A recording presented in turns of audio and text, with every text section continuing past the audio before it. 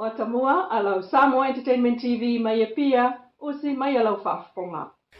Ua finangalo ai nei le ka peneta i le anga i luma e pe ona whaia e isi atunu o le lalolangi. Wa ona amata ona whaili tātou sa i linga e ono te talai tua oi whaamau malo. I le whaatulanga i na mai o tātou la sanga nei. O le fo i ua manatu ai a le ka peneta. I le anga i fo i luma, mai tawina fo i o mea o lo tutupu i isi fo i atunu o le lalolangi. Ia ua ao ona amata ona whaila tātou ta ili ilinga. I se taimi e ono te tala i nai i o tātou tua oi whaavao malo. Sauno fala wa itele le fionga le pala mia fia me na o mimta afa. O lea ua watu ni whaatunu ngal ka peneta i tātou komiti. E whapena on au mai sa lato whaautuanga. Ai mai se tūlanga leo lo mōli mawine nisi o tunu. O le wha mai o se meo le atu mau ma tātou i tātou loa maola ma le COVID bo le live with COVID. Sauno fo le fionga le pale mia le ma whaio na alo ai le tātou tāpenanga ma le wa ai. Ai mai se o le wa ai o ai tu e sauni mwha mautino ai e tātou whaia se tāpenanga.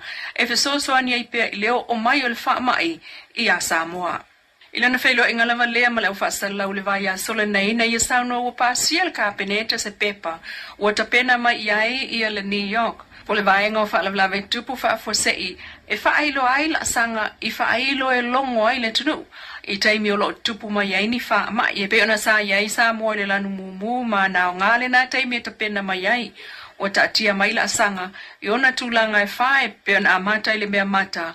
O wha amao nia le pepesi o le wha ama i laulangi. Level tasi o sama wa iai ni o tātou tangata e o mai fafo. O au mai le siama i le tunu. Ai o lo malu pui pui e i totono wha anofo e sea. Ma le lona lua o le lanu moli. Wha atupula ia leo tangata a fia. I no fuanga wha anofo e sea. Ma le lona tolu o le lanu mumu. O mautino o sa watu i tu alfa mai. O le lanu lea sa se e atu i ai tātou tunu. Lea sa tāpuni ai. Mai lava le fionga le pale mia na ia sau no e fase fulu ma le lua afe o whanau. Mai le lima i le sulta sita sanga le mātutua. O lata i le fitu afe o nata maiti wa umo na whai o lata o tui pui pui o le COVID-19 fruiva le pi whaisa. O le lona lima ili nei o aso talon whaanga solo tuingo o whanau i to tonua onga. Pe on sao noa taita i o le malo le fionga le pale mia fia me Naomi. O le whainga, e whainga o fia i ngā ruenga mta ngā ruenga o le soifua malo loina.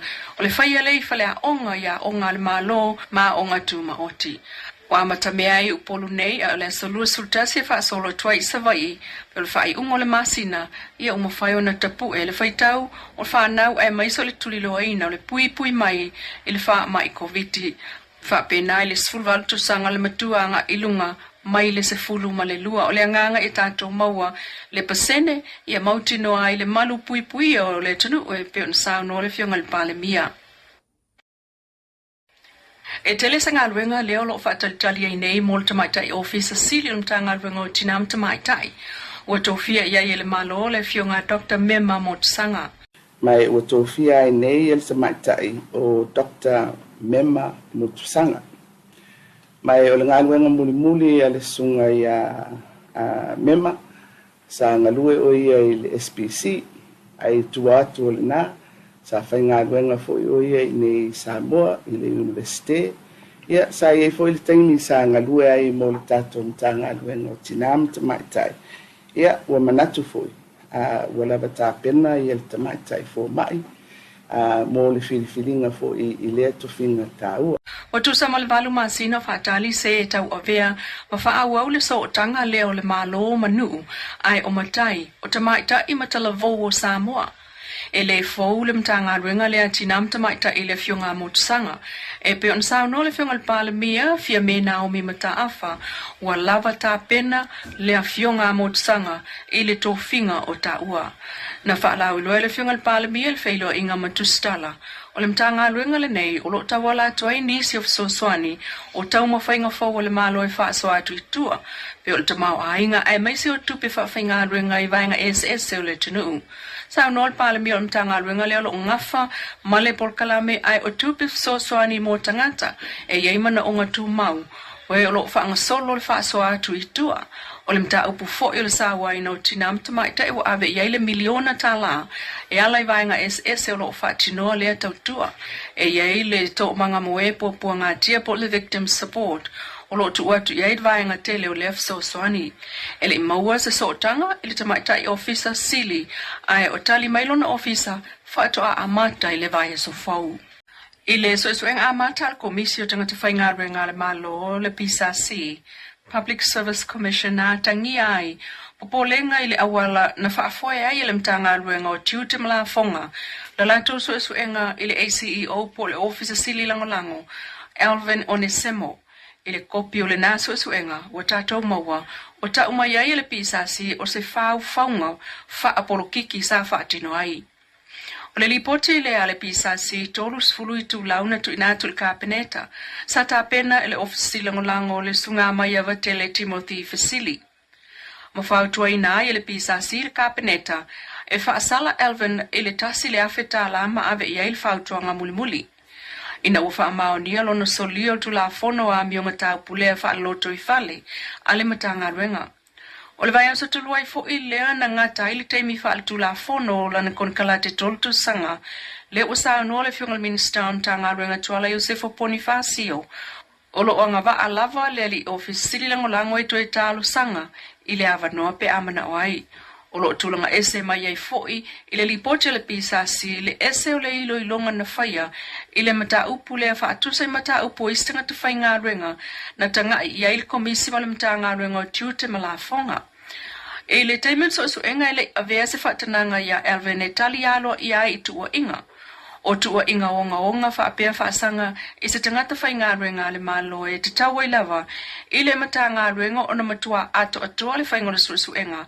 A o le whaia sana whai unga e a awhiai ngā ruenga le tangata malona a inga. Na whaamawina fo ele pisa sila na enga le wha o atu e le sa avea ma ofisa sili na iai le sunga matawhewa valisa viali o le mta upu lea i leo. A o le uma enga le pisa si o se whainga e le tu sa ai ma le alau mea. O le pisa si e whaia le whaatata we au fiai ma le enga i tua ingo ni whale tonu. O le PSC na te whai el whai unga pe wha maonia mō lianga pele ai, ma wātula na whautuanga le kāpeneta fua le taunu unga o le suenga, a o le i o atu le loia sili ma leo. Tā ua foi, e le PSC lana li poti ale nei e le ai se whaasea aloa ia, mai se isi o le atunu lautele, po o se whaasea na ave i leo, ai o le mta ngā ruenga lava o tiute malafonga, na lātou ave le mta upu lea i leo. O tā wai fo li poti, le au fiai o le sa avea ma minister mta ngā ruenga, e sunga tia la vea tioni Sio Hunt, i lona wha atono mta ngā ruenga e whai se suenga wha asanga ia Alvin, e le o se tulanga maasani ai, le a ia ane o se minister mta ngā ruenga iala o mea tau pulenga wa mi o tau pulea, po le mta upo suesueina. Tau whai e fsota ia tu le fionga tia la vea il telefoni, ai le itali mai i peitai. Whaamawina fo i suesuenga la vai al PSC pursa o loa containers, sa ave i tua ele custom e ui lae sa si la fia, ai le se ngau i oinga na whaia iai, ele mta ngā ruenga o la fonga matupe maua. Ele taunu unga o le mta upu, na talia el kāpeneta le whautuanga al PSC e whaasala le li office siri langolango, ele tasi le awheta la, ma ave iai le whautuanga muli. Tauno fo le whangal minsta o lo ava noa lava le sunga Ellen to talo sanga ilo na ava noa ina o umai fo i male au ngā po wa expire island kona kalate tolu tau sanga ile amatanga o mati. Lo Samoa Entertainment TV mai pia toi whi rai. Iau le alofa o le tua, pasoi fuaia.